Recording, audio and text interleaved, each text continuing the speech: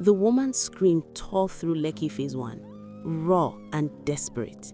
She stood in the middle of Admiralty Way, barefoot, designer handbags spilled open on the asphalt. "I only left the church!" she shrieked, clawing at her own arms. "I only left!" 2 security guards approached cautiously. She whirled on them, eyes wild, makeup streaked down her face. "They wrote my name! They wrote it down! I saw the book!" Her knees buckled. She collapsed onto the pavement, sobbing, rocking back and forth. An ambulance arrived. As paramedics loaded her onto a stretcher, she grabbed one paramedic's uniform with desperate strength. "Don't let them write your name," she whispered.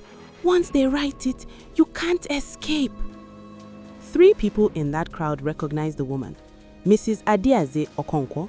6 months ago, she'd been choir director at Dominion Fire Ministries International. Successful, married, stable, until she left the church. 3 months earlier, Chidinma Okoro had been an investigative nurse at Lagoon Hospital for 4 years. The pattern that emerged over 3 months was unlike anything she'd seen. First came Mr. Emekangosu, psychotic break, hallucinations, violent outbursts, no history of mental illness. His wife sat exhausted in the waiting room. "When did the symptoms start?" Chidinma asked. Mrs. Ngosu's hands trembled. 2 weeks after we left the church. Then Miss Folake Ademola, 28, accountant, 3rd suicide attempt in 6 weeks. Her sister whispered. She left Dominion Fire. After that, something broke. She says she's cursed, that Pastor Elijah warned her. The 3rd case, Mr. Bayodunko, mysterious seizure, partial paralysis, business collapsed, wife gone. His mother sat by his bedside. "We should never have left that church. Pastor Elijah said anyone who leaves divine covering becomes exposed. Now look at my son." Chidinma pulled the records. Different ages, different backgrounds, different symptoms. One connection. All former members of Dominion Fire Ministries International. All left within the past year. All suffered catastrophic collapse within weeks. That evening, she scrolled through the church's social media. Pastor Elijah Anaize was a celebrity preacher, 15,000 members, 3 campuses, regular TV appearances. One video stopped her cold. Pastor Elijah at the pulpit, sweat gleaming. "Some of you are planning to leave this covering. You think you can abandon your spiritual father and still succeed? Let me tell you what happens. You become exposed. The enemy has been waiting, and when you step outside the gate, everything will crumble." The date? 3 weeks before Mr. Ngusu's breakdown. Chidinma opened a new document, Pattern Analysis DFMI ex-members. She didn't know that in a locked room beneath the church's altar, her investigation had already been noticed. The message came through a private Facebook group. "You're asking about Dominion Fire. I know what they do. Meet me tonight, Yellow Chili, Ikeja, 8 p.m. Come alone." Joshua arrived exactly on time. Thin, 30-something, exhausted eyes. "I was part of Dominion Fire's leadership for 6 years. Left 8 months ago." "Why are you still alive?" Chidinma asked. He smiled grimly. "Because I know the secret." Joshua leaned forward. Dominion Fire wasn't always like this. 15 years ago, Pastor Elijah was nobody. 50 members in a warehouse in Ajegunle, struggling, desperate. "What changed?" Chidinma asked. He met a woman from his village, elder, traditional. She told him the church would never grow through prayer alone. She offered him something else. What? A binding covenant. She said if members gave their names willingly through registration cards, prophecy books, or membership forms, their destinies could be redirected, tied to the church, to him. Chidinma's throat tightened. That's impossible. Is it? Within 2 years, the church exploded. 15,000 members, media empire, political connections. And anyone who left? Joshua's voice dropped. They collapsed, every single one. How does it work? Joshua pulled out his phone, showed her a photo, blurry, taken in poor light. A room, walls covered in names written in red ink, hundreds of them. Every month during Deliverance Night, while the congregation worships upstairs, Pastor Elijah and his inner circle go to the basement. They read the names of everyone who left that month. They perform a ritual, candles, incantations, binding prayers. They don't curse people directly, they just withdraw covering, and nature does the rest. This is insane. The registration forms everyone signs when they join contain a covenant clause hidden in the terms. By signing, you're agreeing to spiritual authority that extends beyond physical membership. Most people never read it. Chidinma felt sick. How do I prove this? Joshua slid a card across the table. There's a woman, Nurse Amara, works for the church clinic. She's been documenting everything for 2 years, waiting for someone brave enough to use it. Why doesn't she come forward? Chidinma asked. Because her daughter attends the church school. They'll destroy her if she speaks. He stood to leave. One more thing. They know you're investigating. I saw your name on the watch list last week. Be very, very careful. He disappeared into the Lagos night. Chidinma sat alone, staring at the card.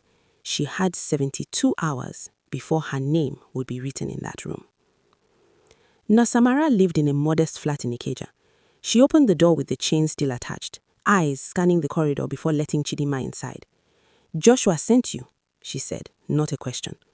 The apartment was sparse, but on the dining table sat 3 thick folders, a flash drive, and photographs. I've been collecting evidence since my brother left the church and died 3 months later, Amara said.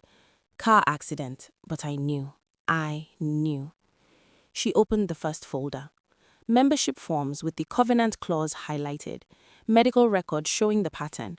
43 ex-members admitted to various hospitals in 2 years. 19 dead. The ritual happens every last Friday, Amara continued. I have access to the church building for clinic inventory. Last month, I stayed late. I recorded this. She played a video on her laptop. The footage was shaky, filmed through a crack in a door. A basement room lit by candles. The walls covered entirely in names written in what looked like red ink or blood. Some crossed out, some circled. Pastor Elijah stood at the center with 4 other leaders, all dressed in white. They chanted in a language Chidinma didn't recognize.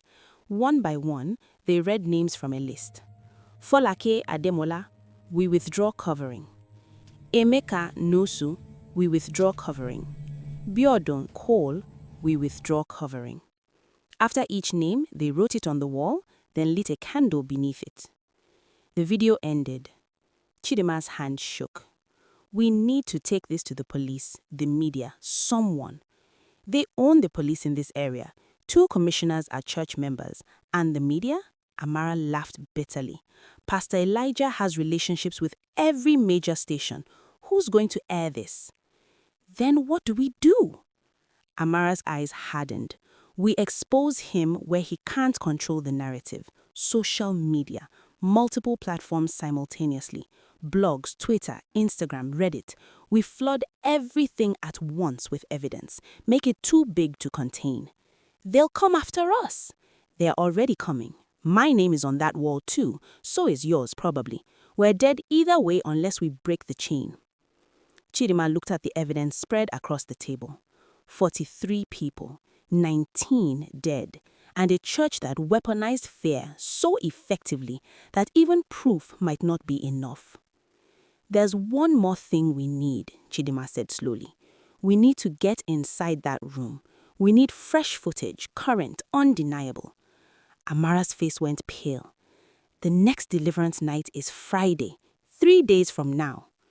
Then we have 3 days to prepare. If we're caught, if we do nothing, we're dead anyway. Chidinma met her eyes. And so is everyone else who tries to leave. Amara nodded slowly. All right, Friday, but we only get one chance. Deliverance night at Dominion Fire was always packed. 2,000 people, hands raised, worshipping with desperate intensity. The worship was loud, deliberately, Chidinma now understood, loud enough to mask what happened below. She sat near the back, dressed like any other worshipper, her phone and her bag set to record. Amara was positioned near the staff corridor, ready to unlock the basement access. At 9:47 p.m., Pastor Elijah left the stage. 4 elders followed, right on schedule. Chidinma slipped out during an extended worship song, met Amara at the corridor. The door to the basement was hidden behind a supply closet. You'd never find it unless you knew. Amara's hand shook as she used her master key. The lock clicked open. They descended stone steps into darkness. Chidinma activated her phone camera, the light cutting through shadows. The room was exactly as the video showed. Walls covered in names, hundreds, maybe thousands, some old and faded, some fresh. Red ink everywhere. But now she could see details the video missed. Photographs pinned beside some names, personal items, jewelry, clothing scraps, handwritten notes, objects connected to the people being bound. Then she saw it. Fresh names, written today. Chidinma Okoro, Amara Eze. Her blood turned to ice. Voices echoed from the stairwell. They were coming. "Hide!" Amara whispered, pulling Chidinma behind a tall cabinet. Pastor Elijah entered with his 4 elders carrying candles and a leather-bound book. They didn't notice the 2 women pressed into shadows. "Tonight, we have 2 new names," Pastor Elijah said, his voice different here, colder, mechanical, both interfering with the Lord's work. He opened the book, began reading in that strange language. Chidinma filmed everything, every word, every gesture, every name on those walls. Then Pastor Elijah did something unexpected. He walked directly to where Chidinma's name was written. "This one is dangerous. She's been asking questions at the hospital. We need to accelerate." Chidinma's phone vibrated, a notification, loud in the silence. Pastor Elijah's head snapped toward the cabinet. Someone's here. The 4 elders moved toward them. Chidinma and Amara burst from hiding, running for the stairs, shouts behind them, footsteps. They crashed through the basement door into the corridor. The worship music was deafening. No one noticed 2 women running. Outside, into the parking lot, into Amara's car. They drove for 20 minutes before either spoke. Finally, Amara asked, "Did you get it?" Chidinma checked her phone. 12 minutes of clear footage. Names, faces, ritual, everything. "I got it." They spent the next 6 hours uploading. Twitter threads with video clips, Instagram posts, Facebook, YouTube, Reddit, anonymous blogs. They sent copies to journalists, human rights organizations, medical boards. By sunrise, Dominion Fire Exposed was trending. The footage went viral. 1 million views by noon, 5 million by evening. News stations couldn't ignore it. Too big, too public. Police were forced to investigate. The basement room was raided, evidence seized. Pastor Elijah tried to deny everything, called it persecution, said the video was doctored. But then the ex-member started speaking. 43 people with medical records, 19 families of the dead, all telling the same story. The church collapsed in 8 days.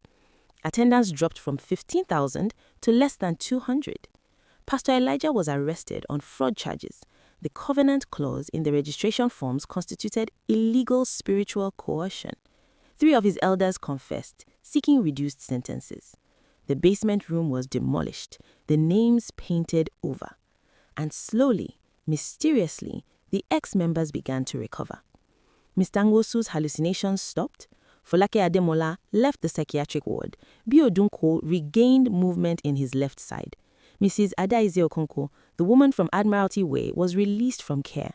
When Chidinma visited her, she was lucid, quiet, still processing. "How did you know?" she asked. "I saw the pattern," Chidinma said, "and I decided fear was a chain I wouldn't wear." 6 months later, Chidinma sat in a small cafe in Lekki, writing a book, her account of the investigation, the evidence, the collapse. She titled it Covering and Control, When Faith Becomes Prison. Amara had left Lagos, started fresh in Abuja, safe, free. Joshua had sent one final message.